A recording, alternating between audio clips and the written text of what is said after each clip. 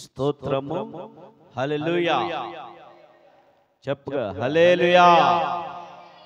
మంచిది. చేరువచ్చిన మీ అందరికీ మన ప్రభువైన యేసుక్రీస్తు నామములో మీ అందరికీ వందనాలు. మంచిది. ఈ యొక్క శుక్రవారము ఈ యొక్క కూడికలో శిష్యుల్ని తయారు చేయటం ఎలా, దీన్ని ఉపవాస కూడికలో మనము ఈ యొక్క అంశాన్ని పెట్టి ప్రార్థన చేయబోతూ ఉన్నాం. మంచిది. చూడు, దేవుని యొక్క అంతిమ దర్శనం, దేవుని యొక్క అంతిమ దర్శనం ఏమిటి? దేవుని యొక్క అంతిమ దర్శనం అనేది మనం చూసుకోగలిగితే మత్తయి సువార్త 24వ అధ్యాయము 14వ వచనం చదువుకుందాం. పెద్దగా చదవాలి, మైక్లో చదవాలా, మైక్లో చదవాలా, మైక్లో చదువు. మరియు ఈ రాజ్య సువార్త సకల జనులకు సాక్షార్థమై లోకమంతా ప్రకటింపబడును. అటు తర్వాత అంతము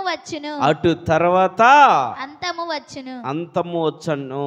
చూడండి, ఈ మాట మనం చూసుకోగలిగితే లోకమంతటా ప్రకటించిన తర్వాతే అంతము వచ్చిద్దంట. ఇది దేవుని యొక్క అంతిమ దర్శనం.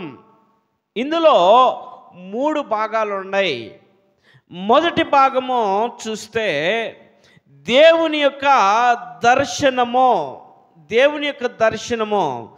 మొదట ఏంటంటే దేవుని యొక్క అంతిమ దర్శనము. దాన్ని మనం చూసుకోగలిగితే భూమి అంతటా కూడా సువార్త ప్రకటించిన తర్వాత మాత్రమే అంతము వచ్చిందని వాక్యము తెలియపరుస్తూ ఉన్నది.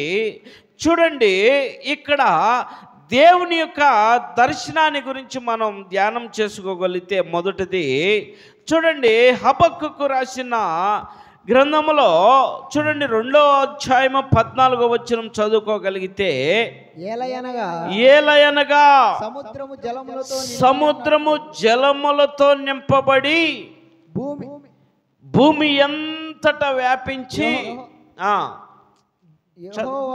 భూమి మీద యెహోవా మహత్యమును గురించి జ్ఞానముతో నిండియుండును.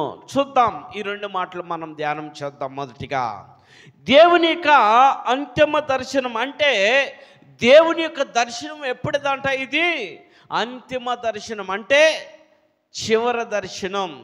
ఈ చివరి దర్శనములో ఏముందంటే భూమి అంతటా కూడా సువార్తతో నింపబడాలంట, సువార్త ప్రకటించబడాలంట. సువార్త తెలియని గ్రామం అనేది ఉండకూడదంట.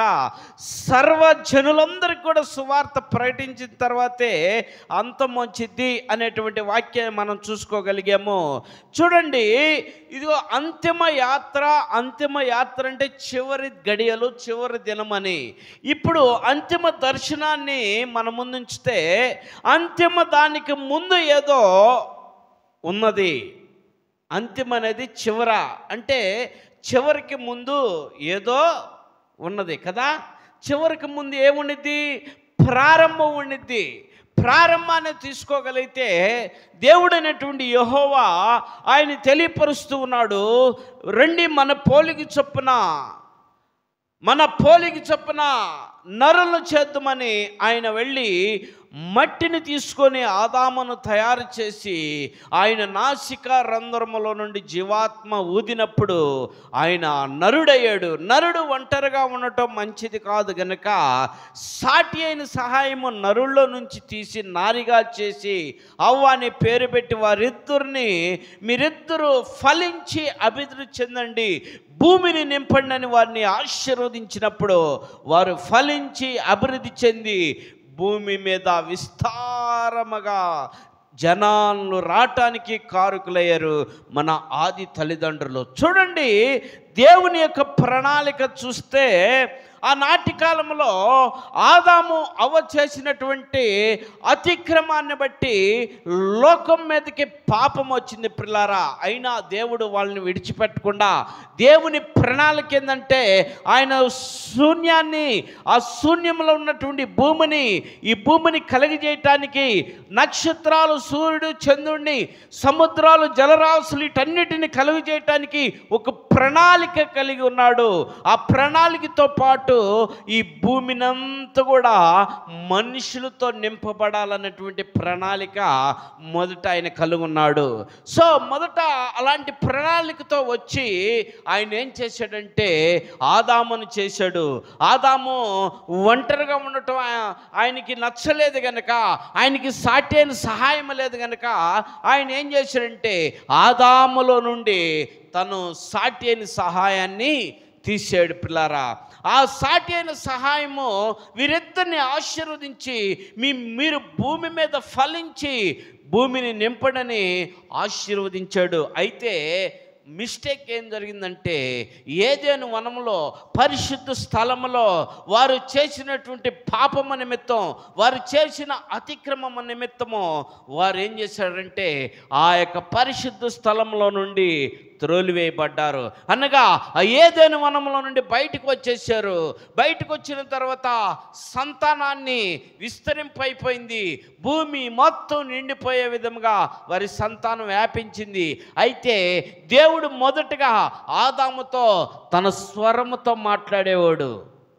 అర్థమవుతుందా? నేను ఫాస్ట్గా చెప్పుకొస్తూ ఉన్నాను. దేవుని యొక్క దర్శనాన్ని గురించి ఫాస్ట్గా చెప్పుకుంటూ వస్తున్నాను. మొదట దేవుని దర్శనం ఏంటంటే భూమి మీద అందరూ మానవులు ఉండాలనేటువంటి దర్శనం ఆయనదే. అయితే ఆయన ప్రేమతో తయారు చేసినటువంటి ఆదాము ఏం చేశాడంటే తను సాటి అయిన సహాయము అవ్వ వీరిద్దరు కలిసి ఏం చేశారంటే ఆజ్ఞ అతిక్రమించారు. సాతానుడు మాట విన్నారు. సాతానుడు మాట విని చేయొద్దన్న పని చేశారు. ఆ చేయొద్దన్న పని ఏదైతే చేశారో ఈ భూమి మీదకి పాపం వచ్చింది. అప్పుడు ఆదాముతో దేవుడు ముఖాముఖిగా మాట్లాడేవాడు. ఎప్పుడైతే ఆదాము పాపము చేశాడో, ఆదాము ఏదైనా వనంలో ఉండి తొలగిపోయాడో, ఏదైనా వనం అనగా పరిశుద్ధ స్థలంలో ఉన్నప్పుడు దేవుడు కూడా అక్కడే ఉండి ముఖాముఖిగా మాట్లాడుకుంటూ ఉండేవాడు. ఉదాహరణకి ఈ యొక్క స్థలంలో మీతో నేను ముఖాముఖిగా మాట్లాడుతూ ఉన్నాను. అదే నేను వేరే చోటుకి వెళ్ళినప్పుడు ఫోన్తో మాట్లాడతాను. అంటే ఫోన్ దూరంగా ఉండి మాట్లాడతాను. అర్థమైందా? ఇప్పుడు మందిరంలో ఉన్నప్పుడు నేను మీతో ముఖాముఖిగా మాట్లాడుతూ ఉన్నాను. ఈ మందిరం నుంచి నేను బయటికి వెళ్ళినప్పుడు, నేను ఇంటికి వెళ్ళినప్పుడు మీకు ఫోన్తో మాట్లాడతాను. అంతేనా? ఈ మందిరంలో నుండి బయటికి వెళ్ళినప్పుడు, ఇంటికి వెళ్ళినప్పుడు ఫోన్తో మాట్లాడతా. అప్పుడు దాకా మందిరంలో ఉన్నంతసేపు మీతో ముఖాముఖిగా మాట్లాడుతున్నాను. అలాగే ఆదాము అవ్వతో దేవుడు ముఖాముఖిగా మాట్లాడుతూ వచ్చాడు. ఎప్పుడైతే ఆదాము అవ్వ అతిక్రమించారో, పాపం చేశారో, తినొద్దన్న పండును తిన్నారో వారి మనోనేత్రాలు తెరవబడ్డాయి. వారు పాపంలో పడిపోయారు. కాబట్టి ఆ ఏదెను వనం నుండి వారిని త్రోసివేసేసాడు, బయటికి పంపించేశాడు. బయటికి పంపించినప్పుడు ముఖాముఖిగా మాట్లాడటానికి కుదిరిద్దా? కుదరదు. కాబట్టి లాంగ్ అయింది. లాంగ్ అయినప్పుడు మాట వినపడకపోవచ్చు. అప్పటికి జనరేషన్స్ పెరిగిపోతూ ఉన్నాయి. అప్పుడు ఏం చేశాడంటే దేవుడు ముఖాముఖిగా మాట్లాడటం ఆపేసి ఎవరిని ఎన్నుకున్నాడు? దేవుడు ప్రవక్తలను ఎన్నుకున్నాడు. చెప్పు హల్లెలూయా. పెద్దగా చెప్పు హల్లెలూయా. ప్రవక్తలను ఎన్నుకున్నాడు దేవుడు. ప్రవక్త ద్వారా మానవుడితో మాట్లాడుతూ వచ్చాడు. ప్రవక్తల ద్వారా మానవులతో మాట్లాడుతూ వస్తూ ఉన్నప్పటికీ కూడా ప్రవక్తల మాటలు కూడా మానవుడు ఏం చేశాడు? వినలా. ప్రవక్త మీన్స్ సమూయేలును ఎన్నుకున్నాడు దేవుడు ప్రవక్తగా. సమూయేలు ద్వారా ఇజ్రాయేలుకి రాజుగా ఎవరిని ఏర్పాటు చేశాడు? సౌలుని ఏర్పాటు చేశాడు.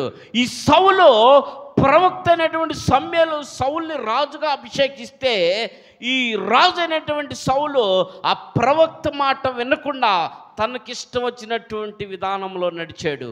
అప్పుడు ప్రవక్త మాట కూడా పడిపోయింది. తర్వాత యాజకులను ఎన్నుకున్నాడు దేవుడు. క్షమించండి, మొదట యాజకులను ఎన్నుకున్నాడు, తర్వాత ప్రవక్తలను ఎన్నుకున్నాడు. యాజకులు నేటికి ఉన్నారు, ప్రవక్తలు నేటికి ఉన్నారు, రాజులు నేటికి ఉన్నారు, న్యాయాధిపతులు నేటికి ఉన్నారు. కారణం వీళ్ళని వివరించి నేను ముందుకు పోతా.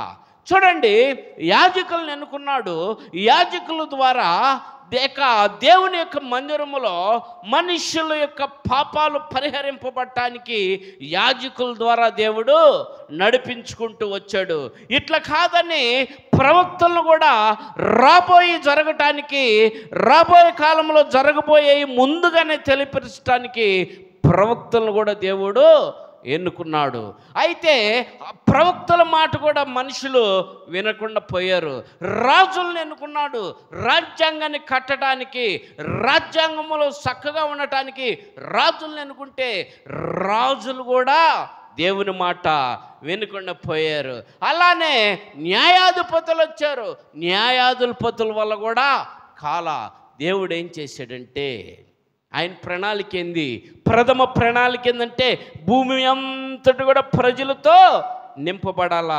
అయితే ఈ మొదటిలోనే పాపం వచ్చింది కనుక ఈ పాపములు అందరూ కూడా పరిహారం అయిపోతున్నారు. ఈ పాపములు అందరూ పడిపోయి ఇక దేవునికి వ్యతిరేకంగా, దేవునికి దూరంగా ఉండిపోతున్నటువంటి సమయంలో దేవుడు ఒక దర్శనాన్ని కనుగొని ఉన్నాడు. మొదటిది, పాపంతో నిండిపోయినప్పుడు దేవుడు కోప్పడ్డాడు. ఏ రీతిలో కోప్పడ్డాడు? మొదట ఈ యొక్క చూడండి, నోవహు కుమారులు నోవహు కాలంలో జలప్రళయంతో నింపబడినప్పుడు నోవహు ప్రకటించినటువంటి ప్రకటనలు ఎవరు వినకుండా వారి ఇష్టానుసారమైన జీవితం జీవించినప్పుడు జలప్రళయంతో మొత్తాన్ని తుడిచివేశారు. తర్వాత నోవహు ద్వారా వచ్చినటువంటి సంతానము, నోవహు కుమారులు కూడా ఏం చేశారంటే పాపం చేశారు.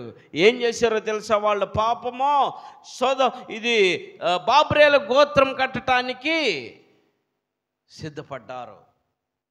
ఆకాశానికి మేడలు కట్టడానికి, వాళ్ళు గోపురాలు కట్టడానికి సిద్ధపడ్డారు. దేవుడు అక్కడ కూడా వీళ్ళని తారుమారు చేద్దామని తారుమారు చేసినప్పుడు ఎటోళ్ళు అటు చల్లా చెదిరిపోయారు. అప్పుడు ఏం చేశాడు తెలుసా? నోవహు కాలంలో ఒక నిబంధన తీసుకున్నాడు, ఇక జలప్రళయం భూమి మీదకి రానికూడదు. బాగా అర్థం చేసుకోండి. అప్పుడు దాకా ఒకే కట్టడ, ఒకే మాట, ఒకే భాష. ఎప్పుడు దాకా? నోవహు కుమారులు ఆ బాబ్రేలు గోత్రం కట్టక మునుపు ఒకే కట్టడే, ఒకే మాట, ఒకే భాష. ఎప్పుడైతే గోపురం కట్టడానికి ప్రయత్నం చేశాడో, ఐఆమ్ కింగ్ అని, మేమే అన్నట్టుగా వాళ్ళు అహంకారంతో ఆకాశానికి గోపురాలు కట్టాలని ప్లాన్ చేసి కడుతూ ఉండగా ఆ సమయంలో కూడా దేవుడు ఏం చేశాడంటే తారుమారు చేశాడు. అప్పుడు చేశాడు తారుమారు.